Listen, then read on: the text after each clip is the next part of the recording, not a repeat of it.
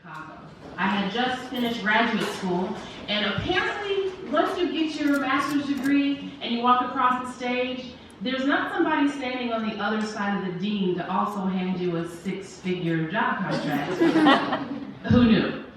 Daddy knew, but that's a whole other story. But I was still having the time of my life, piecemealing this whole grown-up existence. I was doing freelance work at a couple of ad agencies, which my grandmother said just meant I was underemployed. And I was also working at this cocktail lounge. I was a cocktail waiter at this really popular club. I was dating the DJ of said lounge. I had just got involved in special event planning and club promotions. So basically, I had created this reason to be out 8 days a week. I was loving my life. Living La Vida 23.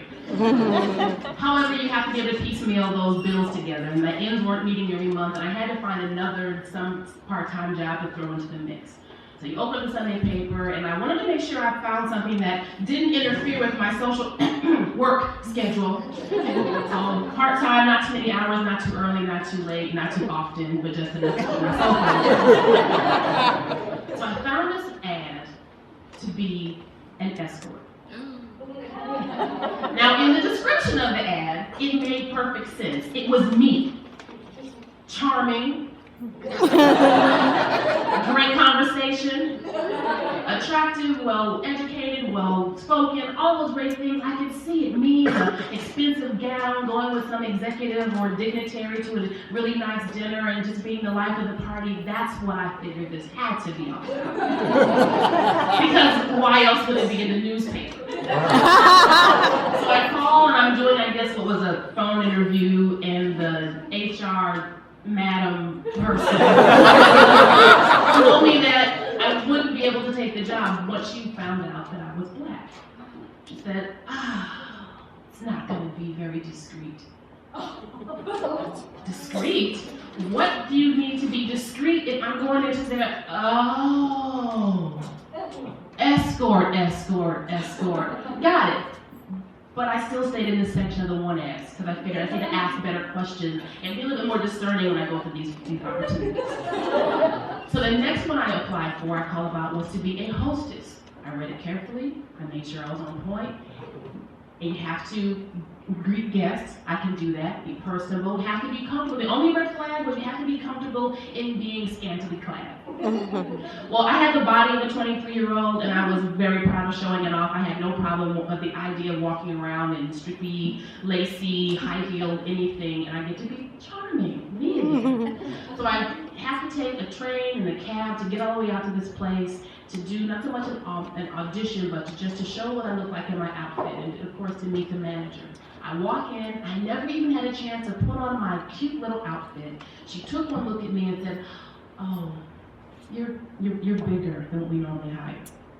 Now again, body of a 23-year-old, could have been a video chick. I said, "Oh, no, I'm smaller than her, I'm in better shape than her, and I don't know what this is all about, but this is what you're talking about." She says, "You're bigger on the bottom." Oh, okay. So I go sit down. I have to wait for a ride to come and pick me up. I am fuming. So I'm watching the hostess who greeted me when I came in, and in my mind I'm having this whole dialogue about how I would have been so much chirpier and so much more polite and so much more entertaining, just cuter, just better at the job she was doing. It was horrible. It was an injustice. I should be the hostess at this place. But I have to wait 35 minutes for someone to come get me, to rescue me from this situation, and I just didn't know how this could have gone so horribly wrong. So as the hostess is going around and the dancers are doing their thing on stage and the guests are having their time, and I'm just getting more and more upset and just waiting for this time to pass. The music is playing, the songs are changing, and as time went on, at some point something took my attention to the stage. Something, for some reason, made me pay attention to what was happening on stage, the performance that was going on. I squinted, and I looked around, and the hostess was gone. Because yes, in fact, the woman on stage, doing her deal on the pole, was the hostess.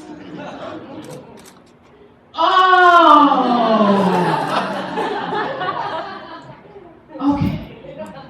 So you often hear stories where people tell you how something or someone saved their ass. Well, in this story, my ass saved me from becoming a stripper named Cynical.